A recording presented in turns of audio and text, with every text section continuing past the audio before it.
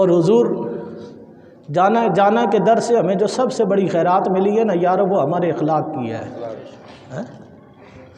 میں امام اعظم ابو حنیفہ، اگر آپ سبحان اللہ کہیں تو میں اپنے امام کی بات کر رہا ہوں۔ امام اعظم ابو حنیفہ، اس ہستی کا اتنا بڑا احسان ہے، اتنا بڑا احسان ہے، اگر آج تم سچے دین پر قائم ہونا تو وہ صدقہ امام اعظم ابو حنیفہ کا ہے۔ یہ وہ امام ہے جس نے 11,000 حدیثوں سے 70,000 شریعت کے مسئلے نکالے ہیں۔ یہ وہ امام اعظم ابو حنیفہ ہے۔ اس امام پر قربان نہ جاؤں، وہ گھر سے جنازہ اٹھا، بیٹی بھی ساتھ تھی، جنازے میں خلقت تھی۔ شوہر نے بیوی سے کہا کہ اگر تو یہیں سے واپس نہیں گئی تو تجھے طلاق ہے، اور بیٹی نے کہا میں اللہ کی قسم کھاتی ہوں جب تک میرے باپ کا جنازہ نہیں ہوگا میں واپس نہیں جاؤں گی۔ دنیا سر پکڑ کے بیٹھی ہے، کریں تو کیا کریں؟ قبرستان ابھی پہنچے نہیں ہیں، آدھے راستے میں ہے۔ وہ یہاں سے قدم اٹھاتی ہے طلاق ہو جائے گی، واپس لوٹتی ہے اس کی قسم ٹوٹ جائے گی۔ دنیا پریشانی کے عالم میں امام اعظم کی بارگاہ میں آ گئی، آ کر سوال پیش کیا۔ آپ نے فرمایا جہاں جنازہ ہے وہیں رکھ دو، جہاں جنازہ ہے وہیں رکھ دو، جو آگے چلے گئے ہیں انہیں کہو قبرستان پہنچ جائیں، جو پیچھے رہ گئے ہیں وہ یہیں رکو، جنازہ یہیں رکھو، جنازہ پڑھو، پیچھے جو ہو وہ جنازہ پڑھ لو، تاکہ بی بی کی قسم بھی پوری ہو جائے اور شوہر کی شرط بھی پوری ہو جائے۔ اللہ کے اس انعام کو امام اعظم ابو حنیفہ کہتے ہیں۔ امام اعظم ابو حنیفہ نے کسی بندے کو قرض دیا ہے، قرض، روزانہ جاتے جی وہ میرا قرض کل آ جانا، چلے گئے کل آ جانا، یعنی کہ بندہ کسی کو قرض دے دے پھر رل جاتا ہے، پر قرض کا واپس ملنا مشکل ہوتا ہے۔ لیکن اتنا یاد رکھنا کسی کا قرض ہے نا جیتے جہان پہ ادا کر دو، ورنہ معاشر کے میدان میں یہ جو چند نیکیاں لے کے جاؤ گے نا، اللہ تمہارے اس قرض کے بدلے میں یہ نیکیاں جس کا قرض اٹھایا نا اٹھا کے اس کے کھاتے میں ڈال دے گا، ویسے ہی پلے کچھ نہ ہو۔ تو اس لیے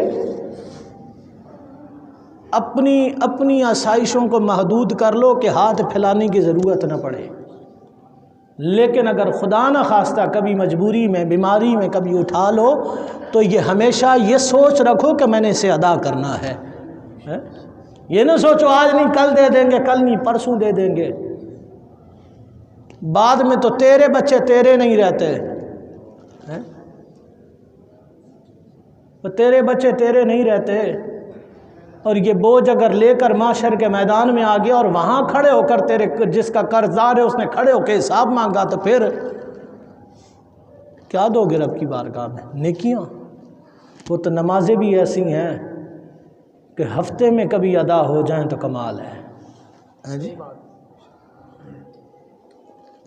وگرنہ یارو بارہا مرتبہ آپ سوچتے ہوں گے کہ یہ ممبروں پر بیٹھ کر ہم پہ الزام لگاتے ہم نمازیں نہیں پڑھتے، تو یارو تم ہی ہمیں بتا دو کہ جمعے کے دن مسجد بھر جائے، عام دنوں میں 2 صفحے بھی نہ ہوں، آسمان سے فرشتے تو نہیں اتر آتے نا، پھر ایسا تو نہیں ہے کہ بندہ سارا دن مزدوری پہ، سارا دن دفتر میں، سارا دن دکان پہ ہوتا ہے۔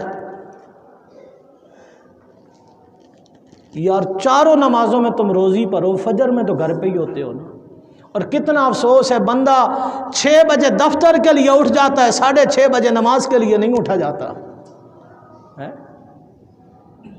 6:30 بجے فجر کی جماعت ہو رہی ہے، 6:30 بجے، پھر آپ مسجدیں گھوم کے دیکھ لیں، بہت الا ماشاءاللہ کسی مسجد میں کوئی تمہیں دوسری صف نظر آ جائے فجر میں، لیکن وہی بندہ جو 6:30 بجے رب کے لیے نہیں اٹھ سکتا وہ نوکری کے ڈر سے 7 بجے اٹھ کے بھاگ رہا ہے،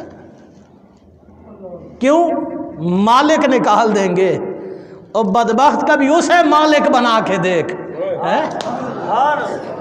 اسے مالک بنا کے دیکھ، وہ تجھے دنیا کے مالکوں سے ہی بے نیاز کر دے گا۔ اسے اپنا مالک سمجھ کے دیکھنا، یہ دنیا تیری غلامی میں آ جائے گی۔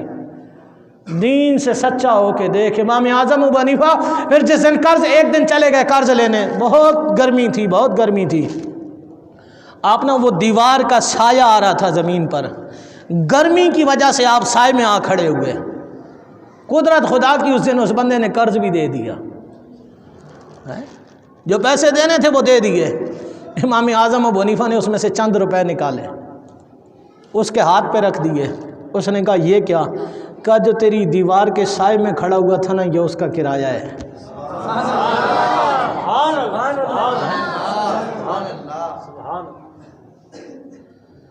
تھوڑا سا اونچا کہہ دو سبحان اللہ۔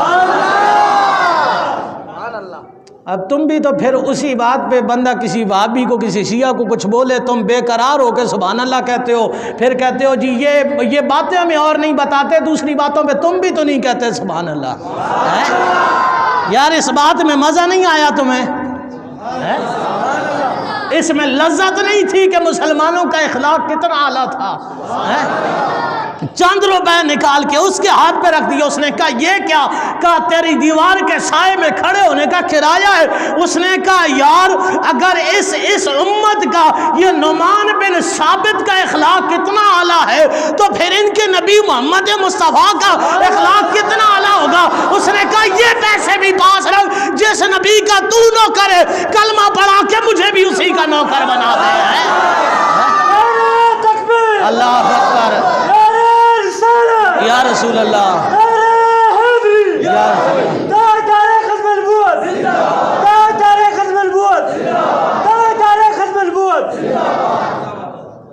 تم سے نا میری ہاتھ جوڑ کے درخواست ہے، ختم نبوت کا نعرہ ہاتھ اٹھا کے لگایا کرو۔ اس کی وجہ پتہ ہے کیا ہے؟ بھٹو کا نام سنا ہے جی؟ کسی نے تو سنا ہوگا، آج تک زندہ ہے نا؟ ہے نا زندہ؟ ہے جی؟ ہے نا زندہ؟ یہ خدا کی قسم اس کی ذات کا کمال نہیں ہے، یہ ختم نبوت کی نوکری کا کمال ہے۔ اور جس نے ختم نبوت پہ نوکری کی ہے، لوگ تو اسے سیاسی طور پہ لگاتے ہیں نا، حقیقت سمجھ یہ سیاسی نہیں ہے۔ اس نے جب ایک سائن کیا تھا نا، اس نے کہا تھا یہ جو قلم چلا ہے نا، قلم، اس کی وجہ سے بھٹو کی بخشش ہوگی۔ یار اگر وہ قلم کی وجہ سے صرف اس لیے بخشا جا سکتا ہے کہ وہ ختم نبوت زندہ باد لکھ رہا ہے، اور اگر تو بھی محبت سے ہاتھ اٹھا کے کہے گا ہاں تاجدار ختم نبوت زندہ باد، زندہ باد تاجدار ختم نبوت، یار یہ تیرے ہاتھ تیری بخشش نہیں کروا سکتے۔